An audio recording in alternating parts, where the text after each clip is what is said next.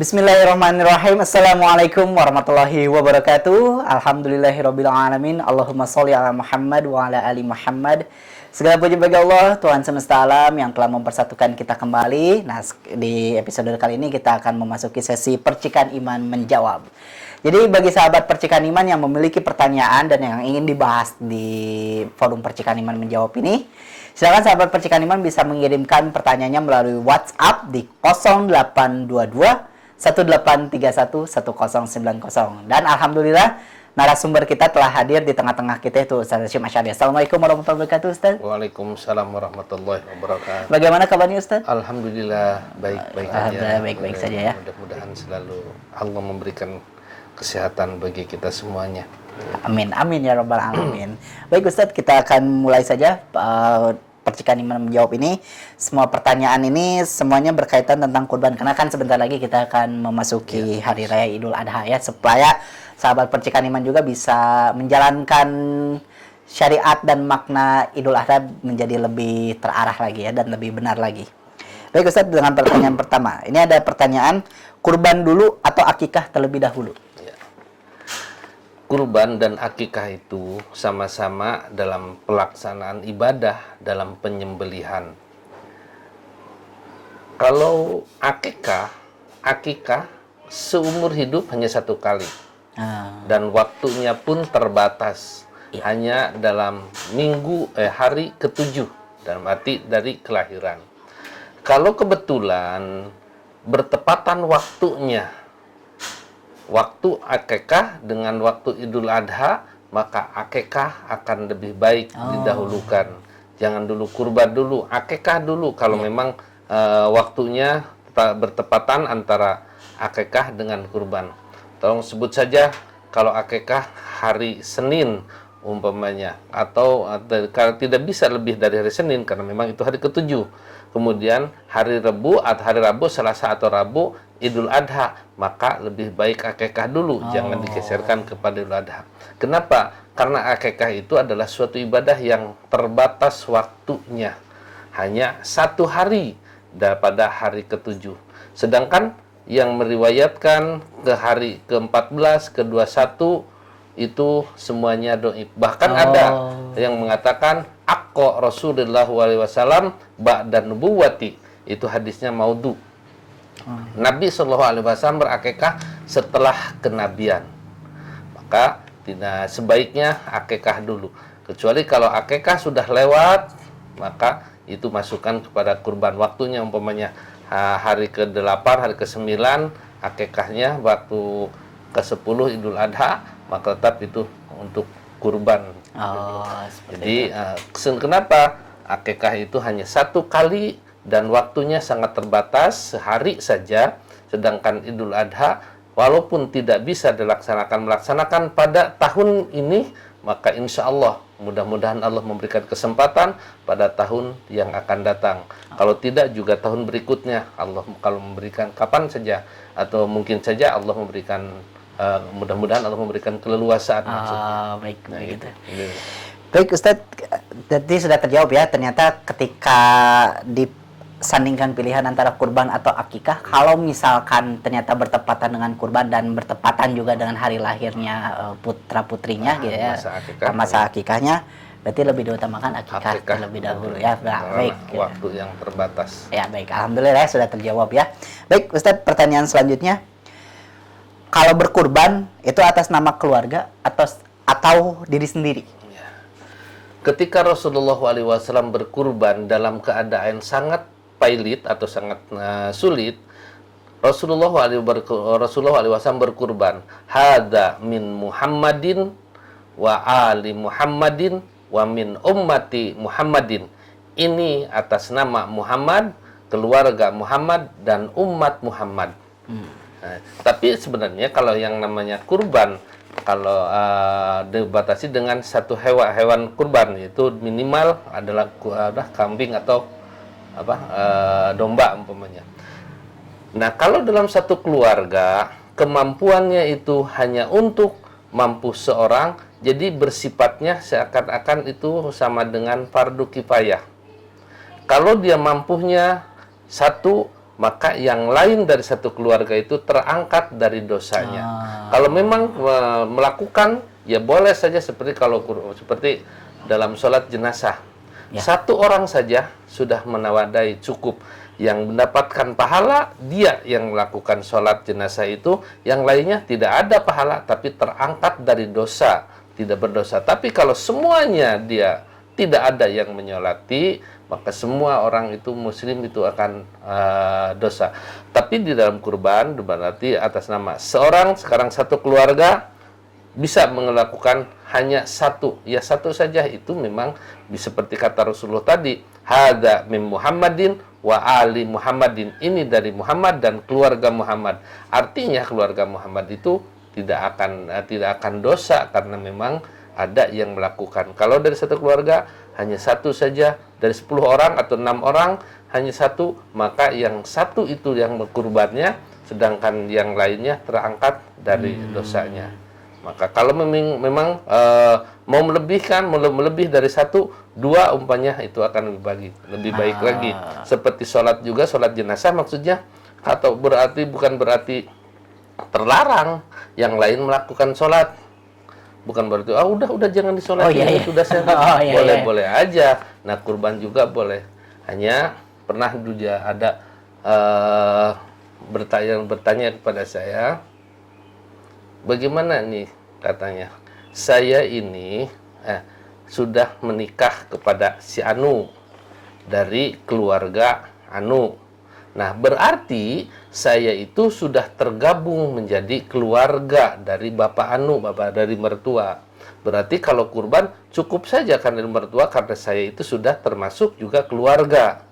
Walaupun saya ini mampu. Jadi seakan-akan dia itu ingin menghindar dari kurban itu. Saya tanyakan, Anda sudah menikah? Iya, pada anak Bapak itu. Iya, berarti Anda bukan lagi atas nama keluarga itu, tapi kamu sudah menjadi keluarga tersendiri. Karena itu sudah menjadi keluarga sendiri, ya sebaiknya baik aja kamu mampu, ya kurban aja. Jadi karena kan sudah masuk ke keluarga ini, keluarga mertua. Jadi dia tidak nggak mau kurban karena ingin gabung ke keluarga mertua. Jadi kalau anak mertua itu sudah menjadi keluarga kamu tersendiri. Nah, jadi sebenarnya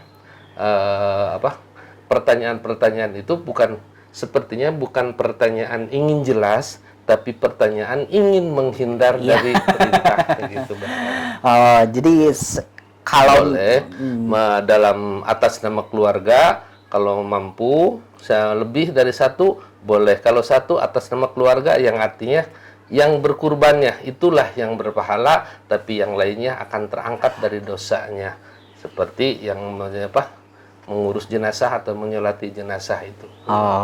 Baik. Nah, pertanyaan selanjutnya, Ustadz.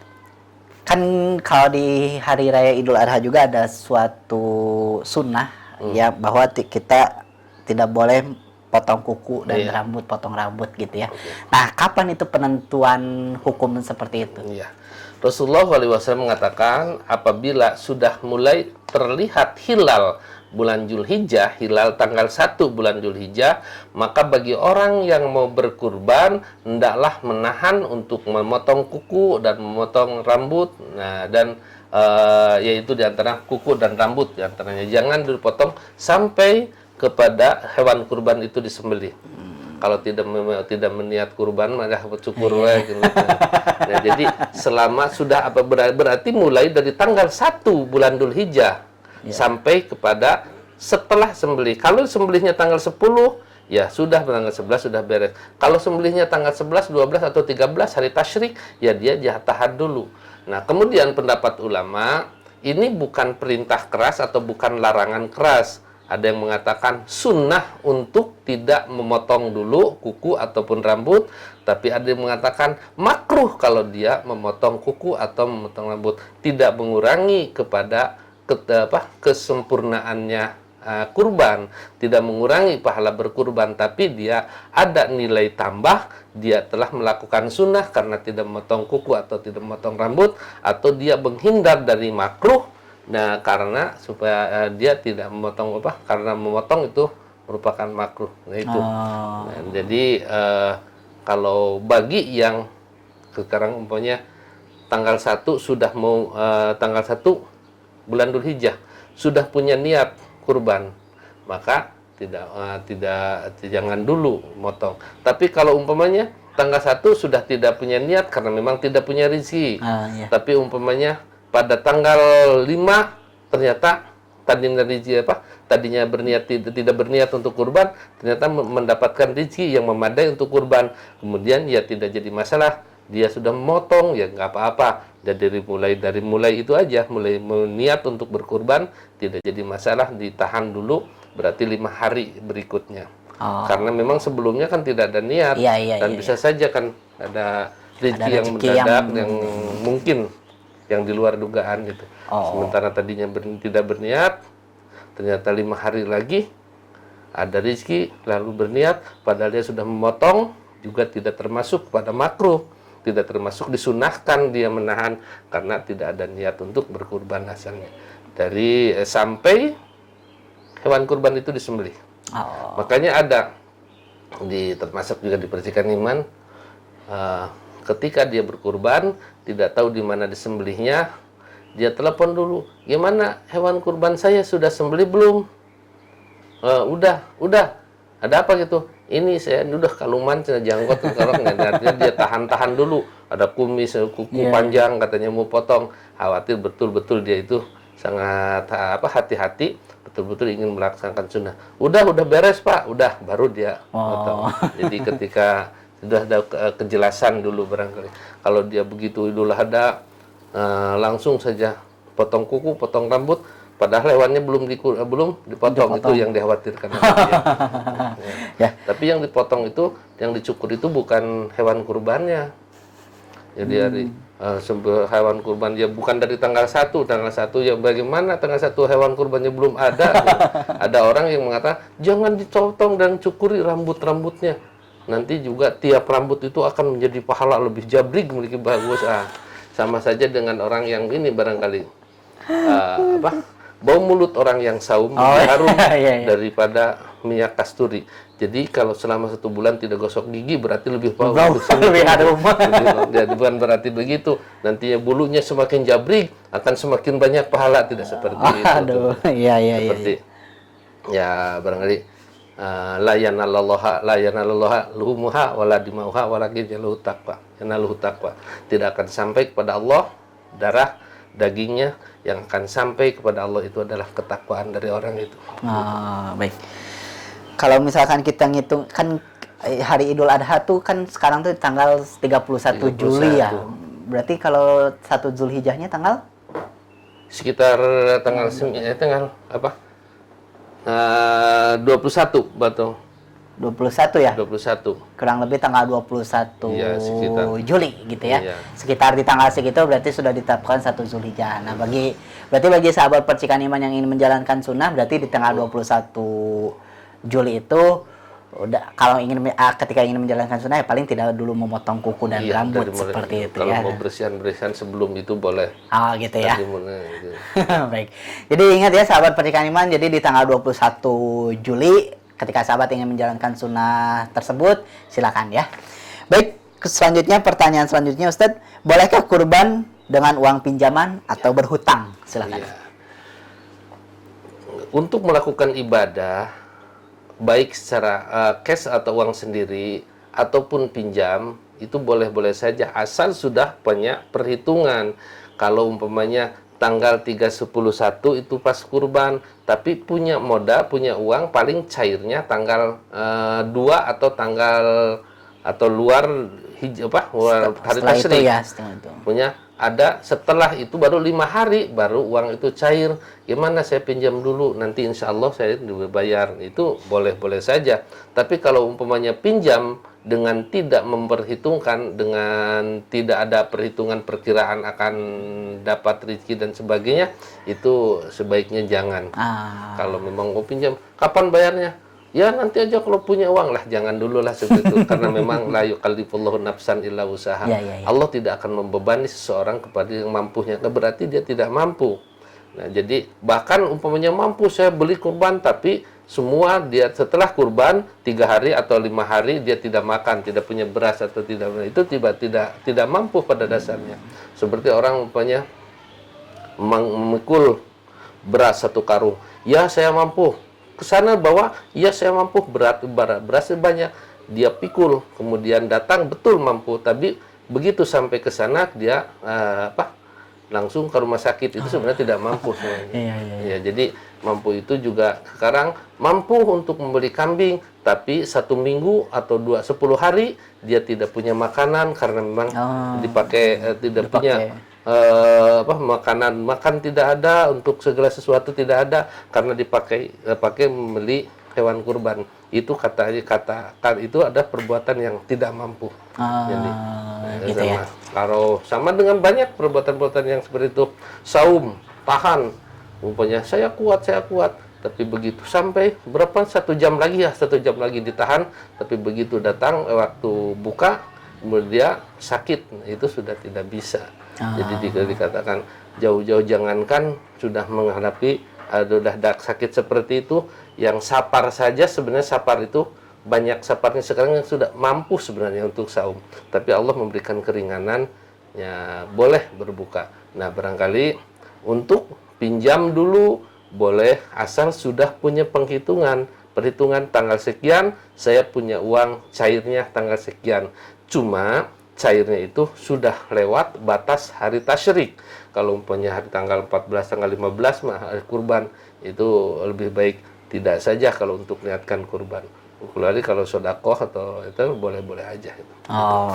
Jadi tetap ya kurban juga sesuai kemampuan saja gitu ya. Dan kalau misalkan mau pinjam juga itu ketika di hari setelah Idul Adha cairnya tuh pasti gitu ya, cenderung pasti gitu ya, sudah pasti. Jangan pas cair nggak ya, jangan gitu ya.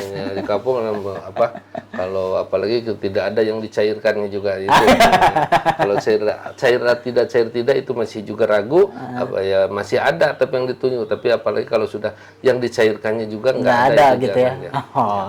Ya tetap ya berkurban juga sesuai kemampuan, karena Allah Maha tahu ya kapasitas setiap manusia gitu ya. Baik Ustadz, pertanyaan selanjutnya, bolehkah patungan untuk membeli 1 hewan kurban? Ya.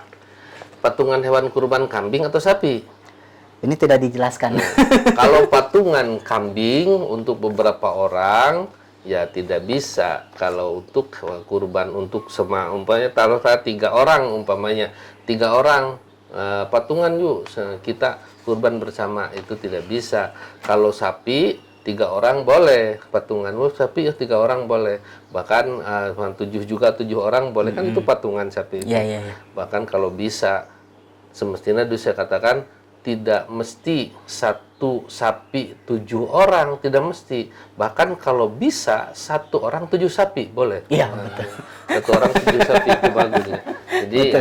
Kalau patungan hewan kambing tidak bisa patungan. Tapi kalau istilah sistem arisan umpamanya kakak beradik 3 orang punya uang hanya 1 juta. Kalau umpamanya dia nunggu belum terbayang kapan adanya, bagaimana seolah-olah pinjam dari si adiknya, pinjam dari yang lainnya, udah aja saya pinjam, nanti tahun depan saya bayar kamu kurban kamu, itu boleh-boleh saja sistem arisan seperti itu. Tapi kalau umpamanya tidak pasti, itu juga harus jujur juga, karena jadi nilai-nilai kurbannya pun akan lain lagi di hadapan Allah. Umpamanya sekarang udah pinjam dari kamu 1 juta, dari kamu 1 juta, saya 1 juta, udah aja untuk kurban saya, boleh. Tapi tahun depan harus ganti, tergantung bukan nilainya 1 juta, tapi sesuaikan dengan harga nanti di tahun depan gitu. Bisa jadi nanti harganya jadi per orangnya 1.200.000, ya harus sanggup begitu, karena memang seperti orang yang pinjam ini seperti orang yang ngebangun rumah katanya, rumah mertuanya, setelah ngebangun berapa, ngebangun habis 100 juta kapasitas dengan jumlahnya, kemudian setahun, 2 tahun atau 5 tahun berikutnya rumah itu mau dijual, mau dikembalikan 100 juta. Tidak seperti itu. Harusnya dari rumah ini 100 juta itu berapa persen dari rumah ini? Ketika pada saat itu ini mungkin lakunya 500 juta, berarti dia sebah 20%. Nah, ternyata untuk 5 tahun berikutnya bukan 500 juta sampai 800 juta, jangan kembalikan 100 juta, tapi tetap harus 20% dari yang nilai itu. Ya juga kurban patungan juga, kalau sekarang 3 juta, kalau tahun depan 3 juta lagi, tidak seperti itu. Yang sebesar itu 3 juta dulu, sekarang bukan lagi 3 juta. Ya itu sesuaikan dengan harga yang nanti ditetapkan gitu ya. lagi, Oh, baik. Pertanyaan selanjutnya Ustadz, siapa sajakah yang berhak untuk menerima jatah daging kurban? Sebenarnya jatah kurban itu siapa saja juga boleh, terutama kaum muslimin terutama. Nah, sekarang yang kurbannya boleh mengambil jatah, tapi tidak mesti 1/3. Pada zaman Rasulullah, ketika pada saat itu Rasulullah SAW mengatakan, jangan kamu memakan daging kurban kamu sampai lebih dari 3 hari. Nah, jadi sebelum 3 hari itu harus habis orang yang kurbannya. Tetapi tahun berikutnya ternyata yang kurban itu banyak. Ya Rasulullah, apakah saya harus melakukan seperti tahun dulu? Tidak. Kalau sekarang, kalau pada tahun dulu, karena banyak orang yang datang dan banyak orang yang meminta. Sekarang silahkan aja kamu berkurban, mengambil dagingnya, bahkan kere atau berbekal, dan juga bersodakoh. Karena maksud bersodakoh itu ketika nilainya nilai dia yang kurban itu mengambil dagingnya, sedangkan karena mustahiknya sudah kebagian, tapi dari yang gabing kurbannya itu dia 4 hari 5 hari masih ada, itu adalah nilai sodakohnya. Itu mustahiknya boleh-boleh aja, orang kaya juga boleh sebenarnya, tapi tentunya prioritas itu adalah orang-orang yang sangat membutuhkan. Kata Rasulullah SAW, perhatikan, berilah yang datang yang meminta, dan orang yang ta'afuf yang dia tidak datang tidak meminta. Karena dulu pernah juga ada kejadian si bapak tiap tahun itu kurban, tapi ketika kurban hari ini langsung dia yang celengan lagi nabung untuk tahun depan. Kemudian pas tahun depan beli kurban, bertahun-tahun terus begitu. Tahun berikutnya biasanya celengan nabung, tapi ternyata di tengah perjalanan waktunya itu uangnya terganggu. Pas Idul Adhanya itu tidak cukup, barangkali kurangnya besar. Nah, kemudian sholatnya biasa. Nah, setelah sholat Id, dia biasanya sembelih rame-rame, tapi pada hari itu dia sholat Id tidak datang, langsung mengunci diri di rumah. Kenapa? Orang-orang tanya, mana Bapak Anu? Ada tadi, ada, nanti sholat dengan saya. Ya sekarang mana? Atau orang yang nanti udah, pokoknya antarkan saja ke sana. Karena apa? Dia malu, barangkali saya menggunakan makan dari rezeki Allah 1 tahun lebih untuk 1 kambing. Nah, dia ketika kurban beres, diantarkan ke itu, ketok-tok, Pak, kemudian buka. Iya, aduh, jangan pupurikan. Bapak mah lain hayang merek, hayang dibere, tapi hayang merek, jung, cadak derekan sanes. Nah, artinya dia merasa malu oleh Allah ketika dia memakan rezeki selama 1 tahun lebih dari 1 kambing. Ketika diminta oleh Allah menyembelih seekor kambing, kok tidak bisa? Gitu. Jadi sebenarnya dia juga berhak sebenarnya sebagai mustahik, tapi karena dia rasa dengan rendah hati, rasa malu kalau begitu. Nah, lain lagi dengan orang lupa boro-boro, kering, bahkan dari tempat kurban itu bawa roda, roda, betul itu. Bawa karung, ada dengan tempat 1 karung, pernah ngobrol-ngobrol. aduh kurang jangan ngejual 40 kilo, sampai ada yang 40 kilo. Nah, itu itu mah usaha. Kayaknya dijual lagi. Iya, dijual lagi. Nah, jadi mustahik kurban boleh siapa saja, memang terutama fakir miskin dan kaum muslimin. Nah, itu. Cuman sesuai kadarnya gitu Iya, ya. sesuai kadarnya. Yang Jadi berlebihan. terutama sesuai kadarnya itu yang kurban. Kalau mustahiknya tidak usah dibatasi. Umpamanya udah sih teman dari ini, enggak mau kasih aja. Yang kurbannya yang dibatasi itu tidak boleh lebih dari 3 hari makan kurban dulu pada zaman Rasulullah ketika pailit, dan ketika pada tahun yang subur, maka kata Rasul boleh berbekal boleh mengambil, boleh nyimpan, dan juga boleh bersodakoh. Apalagi kalau di Arab sekarang, waduh, itu sangat melimpah. Jadi kalau umpamanya ngoreh-ngoreh, kalau saya pernah ke sana, ke Manhar atau Jabal Kurban, ngambil, ada orang yang ngambil sedikit dimarah, marah, tapi dikasih ini, dikasih pahanya, jadi gitu, kasih. Kenapa ngambil yang sedikit, tapi dimarah, maksudnya Ya, ini jangan mencuri, ya jangan mencuri. jangan yang sedikit-sedikit tuh. Jadi karena subur betul-betul. Begitu. Kalau apalagi kalau di kita ini semuanya dimakan. Iya. Kalau di sana, terutama di Manhar, di haji, kaki sapi cokor buang, kulit dibuang, jeroan hanya ambil ke hatinya saja. Kepala dibuang, masuk ke lubang, di sana ada mesin, kemudian digiring keluar, masuk keluar, ditunggu, dimasukkan ke truk, buang saja, digalokkan aja, dihancurkan. Itu mesin di sananya. Jadi kalau dalaman yang diambil hanya hatinya saja, kulit tidak, cokor kaki juga tidak, kepala juga tidak. Kalau di kita dimakan semua bagian. giginya juga. Jadi itu barangkali untuk boleh aja, tidak dibatasi sebenarnya kalau memang dagingnya yang sangat melimpah. Gitu ya. Ini pertanyaan terakhir, bolehkah minta jatah dari daging kurban? Tadi juga sempat dijelaskan ya tadi. Maksudnya minta jatah dari kurban yang kurbannya atau bukan? Kayaknya ini tidak dijelaskan ya, tapi sepertinya mustahik mungkin ya, mustahik yang ingin mengambil jatah kurban. Makanya pada zaman Rasulullah kan ada berilah yang mereka yang datang, dan juga terutama orang-orang yang mereka malu, ta'afuf, dan itulah yang lebih diprioritaskan. Artinya kalau datang ke sini dia minta, pasti kepada tempat yang lain itu kan datang akan minta juga.